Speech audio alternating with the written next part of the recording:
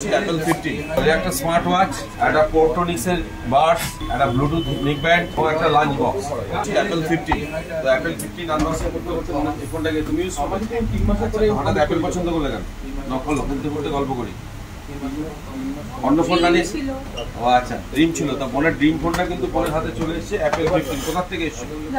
যাদবপুর থেকে এসেছে, বিরাটি ব্রাঞ্চে। যাদবপুর থেকে এত দূর অতিক্রম করে আমাদের এখানে এসেছে বিরাটি ব্রাঞ্চে।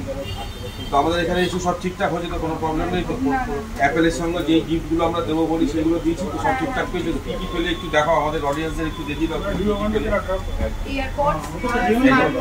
একটা স্মার্ট ওয়াচ, ঠিক আছে, একটা পোর্টনিক্সের বাডস, ঠিক আছে, একটা ব্লুটুথ নেক ব্যান্ড, হ্যাঁ, এবং একটা লাঞ্চ বক্স।